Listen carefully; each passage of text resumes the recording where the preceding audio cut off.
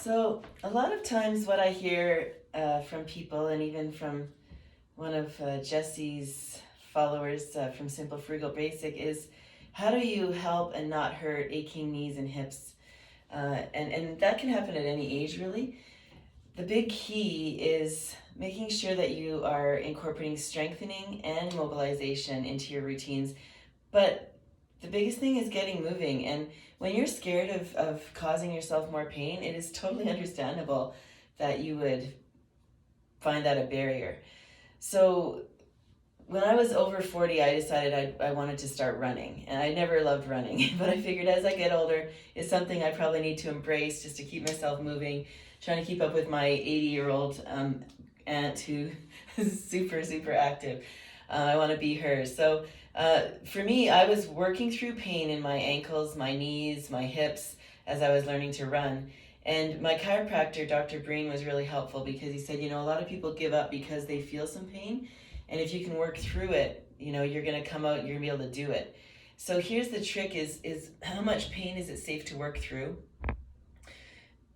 You know what? That's between you and your physical therapist, chiropractor, medical doctor to decide. But I can tell you, I went from nothing to running a half marathon within a year because I made up my mind that I could tolerate a little bit of pain as my body adapted to those demands. And really, the less active you are, the more difficulties you're going to have with your joints in most cases, because you need to keep the muscles below and above that joint strong to stabilize the joint, and to keep it healthy and functional. And the more we sit around in pain, the more pain we're going to have. Is that vicious cycle. So where do you start though? You're like, well, okay, Jody, I hear you. I want to get moving, but how do I get started? And so I'm going to show you a couple of things that you can do for your knees and your hips just to get yourself moving. And then, get out there and walk. I've got a rowing machine. A bike is really great, a stationary bicycle when you've got knee and hip issues, because you're staying in a very safe position but getting that flexion and extension at the knee without a lot of pounding, so those can be really good. But here's a great way to start with stabilizing and strengthening the muscles above and below your knee. And this is called a standing terminal knee extension. I'm actually going to show it to you from this other knee. So you just need like a tube, or like you've got here, I've got some just some banding here. What you want to do is get that up at around knee height. And if you've got tubing like this, it can kind of dig in a little bit. So if you've got that, then just put a towel between the back of your knee and the tubing. So what we want to do here, and this is pretty much safe for everybody. This is actually a rehab exercise after you have knee surgery or knee issues.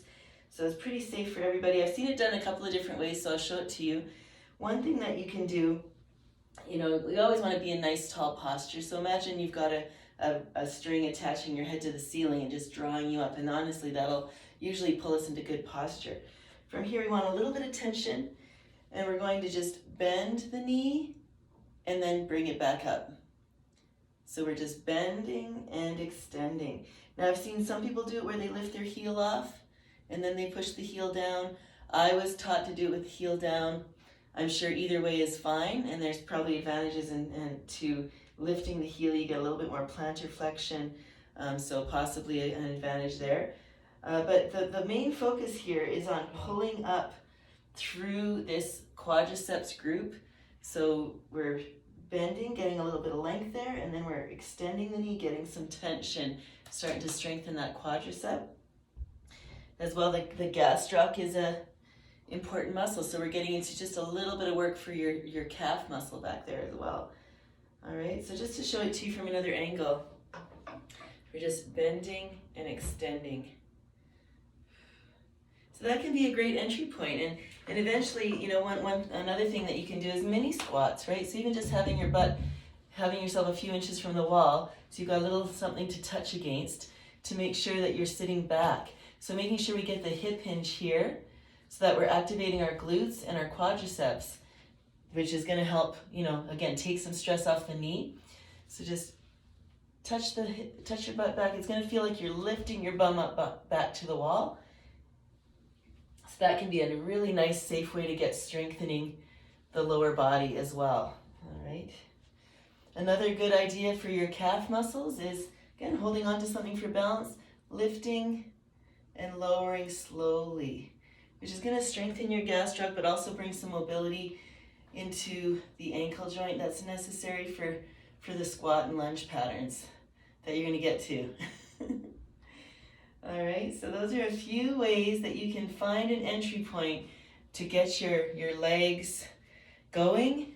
And again, talk to your health professional about how much pain is okay. You know, and talking to a physical therapist, a physiotherapist, an athletic therapist can be really good because their education is geared towards getting people moving, right? And they can help you understand how much pain you can tolerate and what's okay, to the end point of strengthening the lower body to reduce pain over time and keep you active and hopefully reverse that vicious cycle of inactivity leading to pain.